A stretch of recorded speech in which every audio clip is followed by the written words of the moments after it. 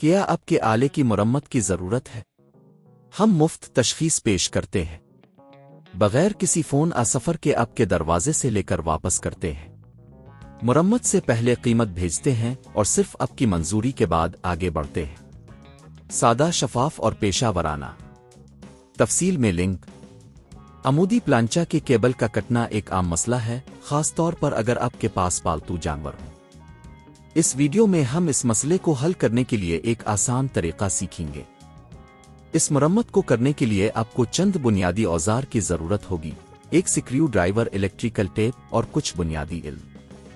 سب سے پہلے پلانچہ کو بجلی سے نکالیں تاکہ آپ محفوظ طریقے سے کام کر سکیں۔ پھر پلانچہ کے نیچے موجود سکرو کو کھولیں تاکہ آپ کیبل تک رسائی حاصل کر سکیں۔ یہ بہت ضروری ہے کہ آپ سکریو کو اچھی طرح محفوظ جگہ پر رکھیں تاکہ دوبارہ لگاتے وقت آپ کو مشکل نہ ہو۔ کیبل کے کٹے ہوئے حصے کی نشاندہی کریں۔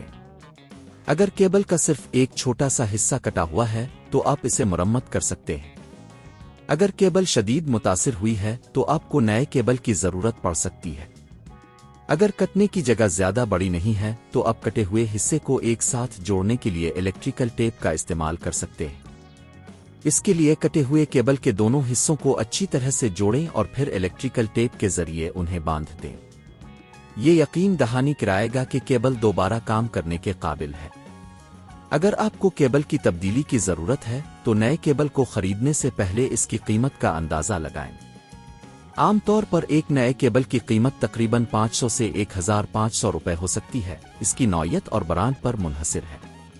نئے کیبل کو لگانے کے لیے پہلے اسے پلانچہ کے اندر صحیح جگہ پر رکھیں۔ پھر سکریو کو واپس لگائیں اور یہ یقینی بنائیں کہ سب کچھ درست طریقے سے جڑا ہوا ہے۔ اس کے بعد پلانچہ کو دوبارہ بجلی سے جوڑیں اور یہ چیک کریں کہ آیا یہ صحیح طریقے سے کام کر رہا ہے یا نہیں۔ یاد رکھیں، اگر آپ کو اپنی مہارت پر یقین نہیں ہے تو ہمیشہ کسی ماہر کی مدد حاصل کریں۔ یہ ہمیشہ بہتر ہے کہ آپ کی حفاظت کو ترجیح دیں۔ کیا آپ کے آلے کی مرمت کی ضرورت ہے؟ ہم مفت تشخیص پیش کرتے ہیں بغیر کسی فون سفر کے آپ کے دروازے سے لے کر واپس کرتے ہیں۔ مرمت سے پہلے قیمت بھیجتے ہیں اور صرف آپ کی منظوری کے بعد آگے بڑھتے ہیں۔ سادہ، شفاف اور پیشہ ورانہ۔ تفصیل میں لنک۔